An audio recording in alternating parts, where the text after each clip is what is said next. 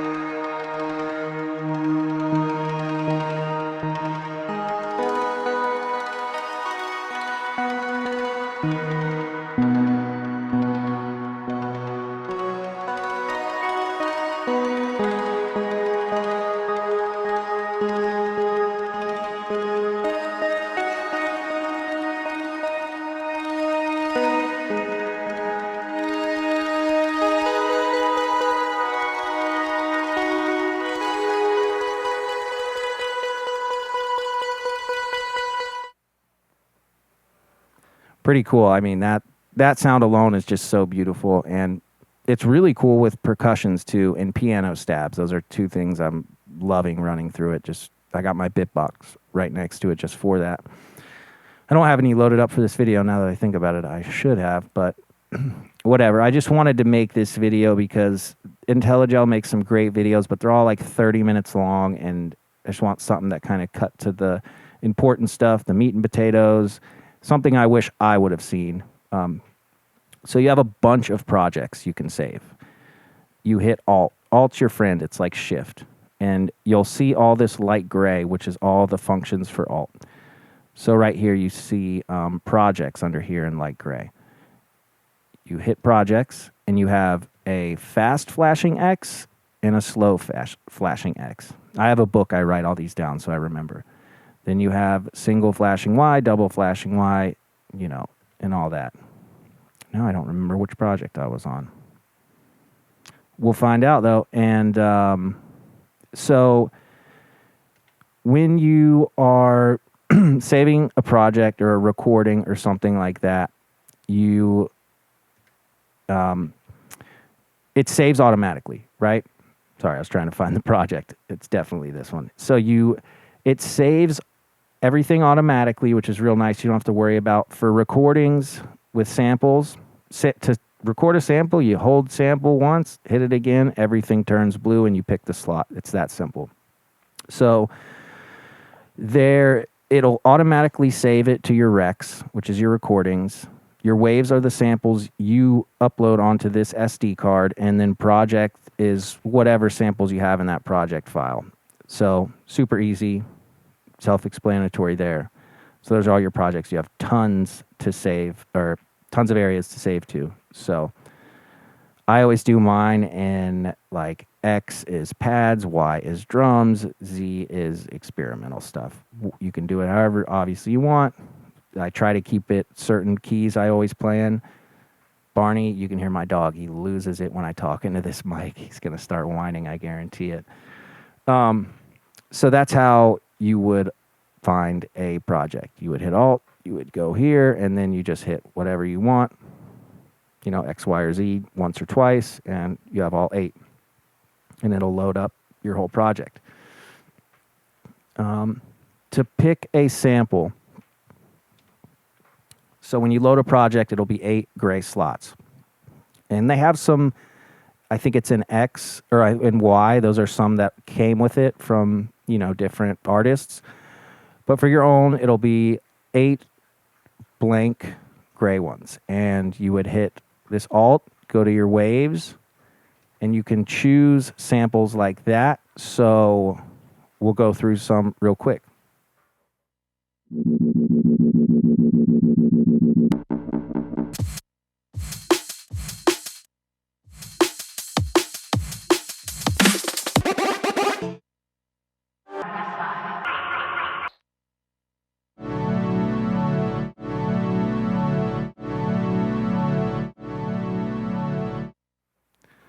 Another really cool thing you can do is if you want to copy this sample to 7, you would hold down 6 and hit 7. And now it copies the sample and all the modulation and settings you have over.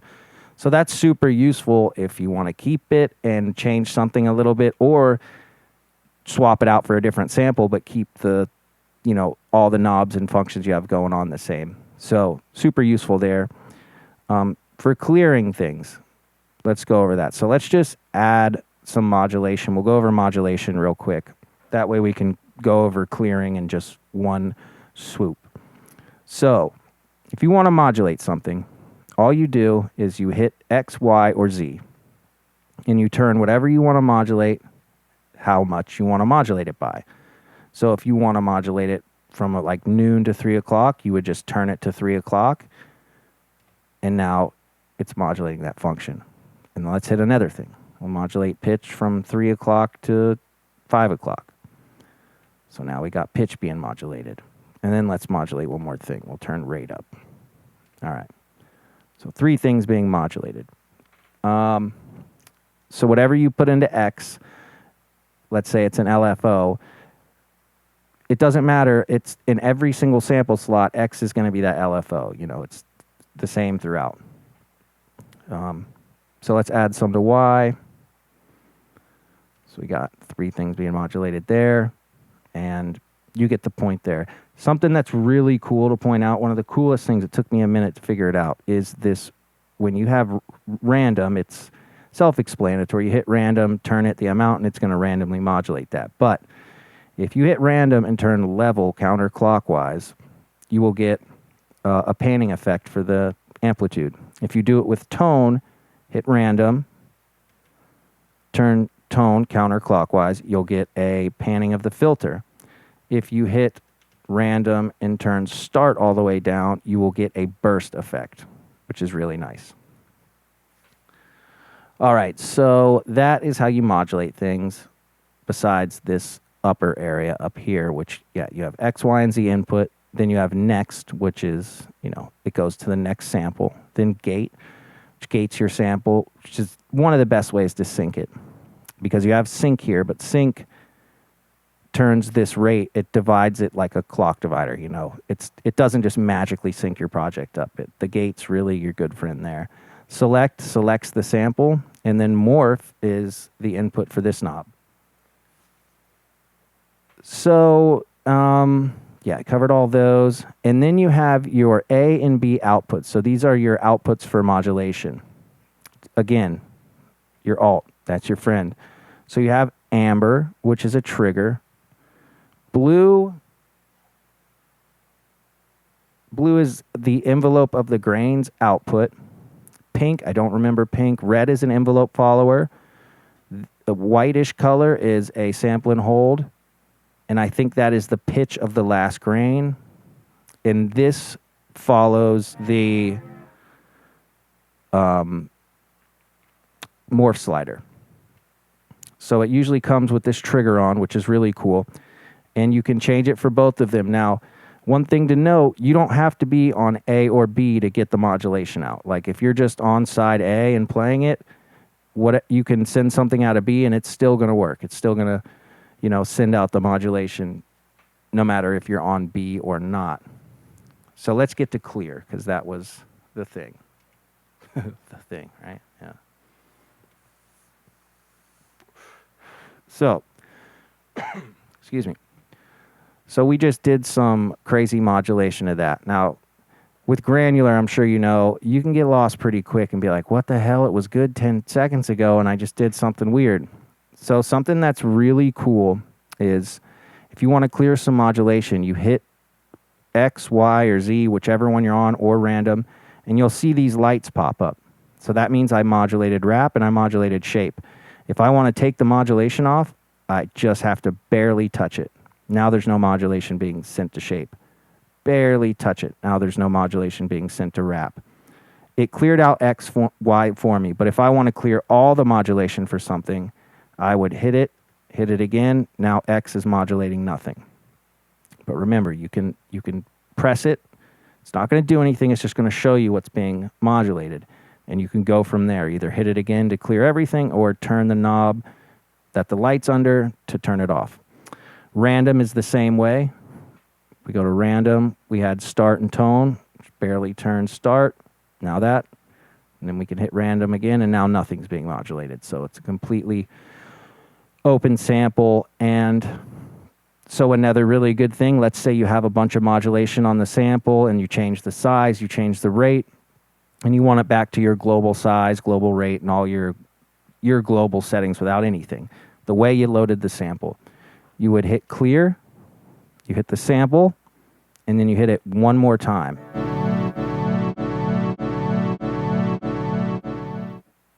Now it's back to the sound that we had when we uploaded it. So super convenient there. So I'm going to go over a few samples I have in here, and it's just an idea.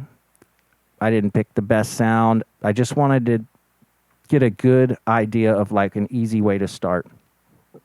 So what I do is I'll load a sample in one, set the rate and size the way I want it, and quantize it however notes, whatever notes I want, and then I'll copy it over to 2, and maybe I'll speed it up a little bit, and then I'll copy 2 over to 3, and maybe I'll change the rate and add the filter or add reverb and just mess with some effects, even though it's the same sound, and it can come up with some really cool things. So let me clear this, and then we'll go here, turn the volume down. So let's see what we got going on.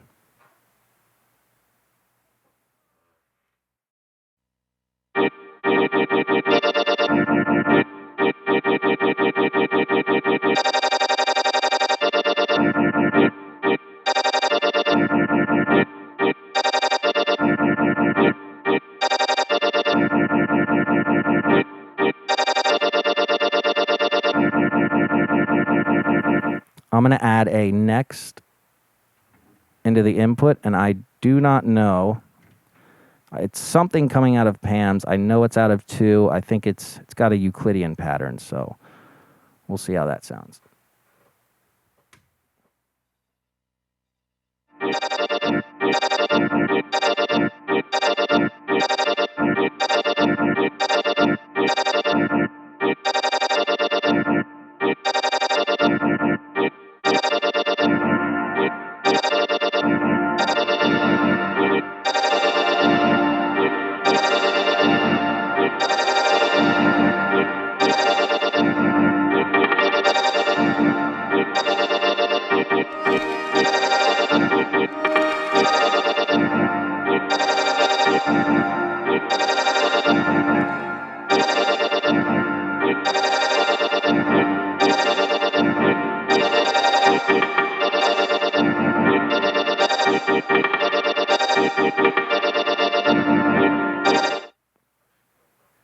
So you can imagine with some drums and some, you know, little more fine tunings, you know, I should have put something in sync and putting something in gate, you could get something really makes a lot more sense. Let me actually do that.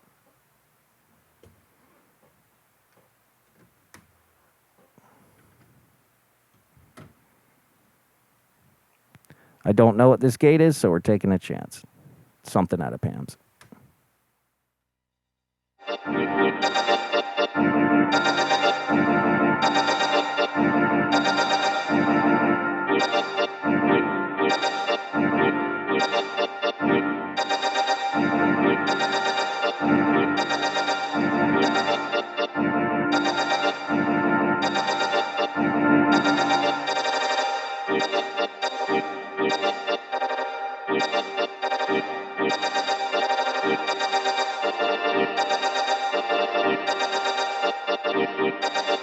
So that sounded a little cooler. So that's a really good way to, like, with any sample, do that. Mess with the rate a little bit, the pitch a little bit with the quantizer, and then start adding some modulation in. So, you know, we could modulate the rate a little bit on each one.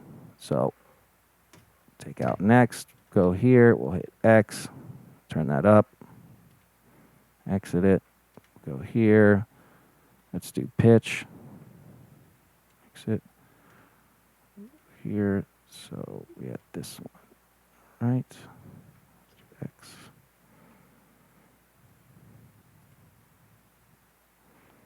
Let's do this one, let's modulate the size. We're not listening to it, it's definitely best to do that, and then maybe we'll bring up blur here. Let's do it a good bit. All right, and then I'm going to take an LFO.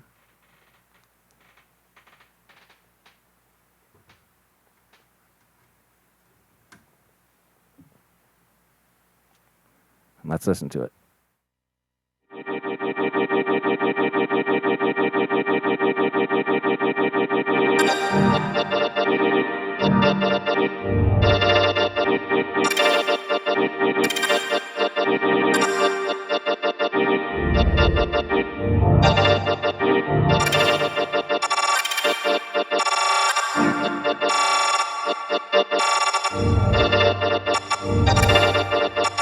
So you can see you get some really nuts stuff there. What I want to do is go over a pad real quick. And this is like, when I do my live sets, like I have a different pad loaded for each track. So it helps with transitions. I'll take the drums out of Bitbox and switch over to a new pad. In the breakdown, it's really good. So let's load one up here. I know I got to go a good ways in to find one. All right, so let's hear.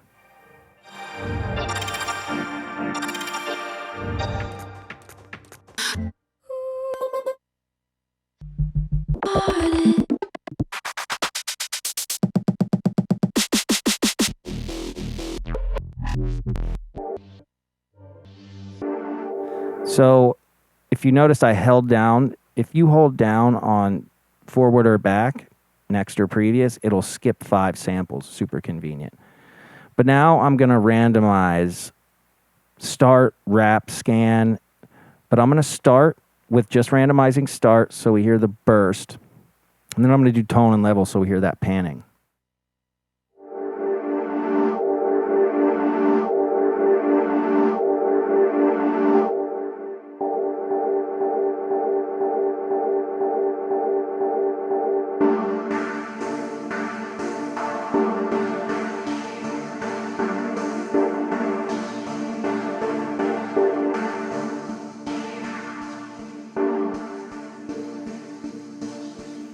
You got to grab some headphones and listen to that. It's epic.